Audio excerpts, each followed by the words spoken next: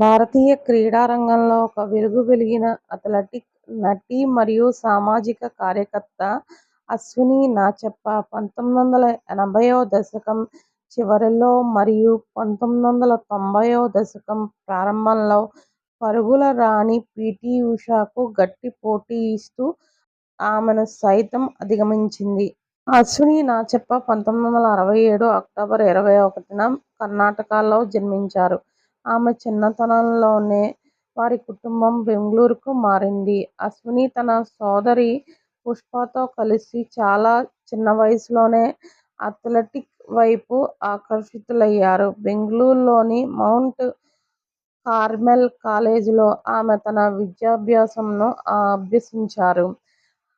అశ్విని నాచెప్ప 1980వ దశకంలో జాతీయ అథ్లెటిక్స్ రంగంలో సంచలనంగా మారారు. 1980 చివరలో భారత అథ్లెటిక్స్లో తిరుగులేని శక్తిగా ఉన్న పీటీ ఉషను అశ్విని నాచెప్ప రెండుసార్లు వేర్వేరు సందర్భాల్లో 100 మీటర్స్, 200 మీటర్స్ పరుగు పందాల్లో ఓడించి దేశాన్ని ఆశ్చర్యపరిచారు. క్రీడల్లో ఆమె బంగారు పతకాలను సాధించి దేశ కీర్తిని పెంచారు.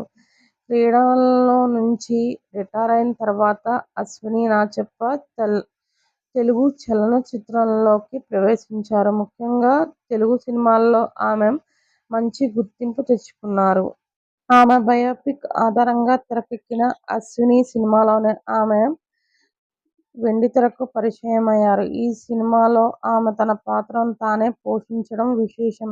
ఈ సినిమా విమర్శకుల ప్రశంసలు అందుకోవడమే కాకుండా ఆమెకు ఉత్తమ నూతన నటిగా నంది అవార్డును తెచ్చిపెట్టింది. ఆ తర్వాత రాజేంద్రప్రసాద్ సరసన ఇన్స్పెక్టర్ అశ్విని, ఆఖరి పోరాటం, ఆడది, కలికాలం వంటి పలు సినిమాలు చేసి విజయవంతమైన చిత్రాల్లో నటించడం కూడా జరిగింది. ఆమె దేశానికి చేసిన సేవలకు గాను భారతదేశ ప్రభుత్వం మరియు రాష్ట్ర ప్రభుత్వాలు ఆమెను అత్యున్నత పురస్కారాలతో గౌరవించారు. క్రీడారంగంలో ఆమె కనబరిచిన ప్రతిభకు గాను భారత ప్రభుత్వం 1990లో ప్రతిష్ఠాత్మక అర్జున్ అవార్డుతో సత్కరించింది. అలాగే కర్ణాటక ప్రభుత్వం నుంచి కూడా అత్యున్నత పురస్కారాలను పొందారు.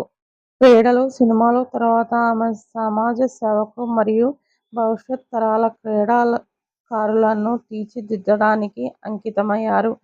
గ్రామీణ ప్రాంతాల పిల్లల విద్యాభివృద్ధి కోసం ఆమె ఒక పాఠశాలను ప్రారంభించారు. కర్ణాటకలో అంతర్జాతీయ ప్రమాణాలతో కూడిన క్రీడా అకాడమీని స్థాపించి ఎంతోమంది యువ అథ్లెట్స్కు శిక్షణ ఇస్తున్నారు. పర్యావరణ పరిరక్షణ, మహిళా సాధికారత మరియు సామాజిక కార్యక్రమాల్లో ఆమె ఎంతో చురుగ్గా పాల్గొంటారు.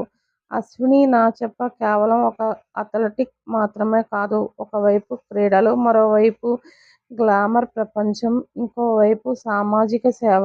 ఇలా ప్రతి రంగంలోనూ తనదైన ముద్ర వేసి ఎంతోమంది మహిళలకు ఆదర్శంగా నిలిచారు.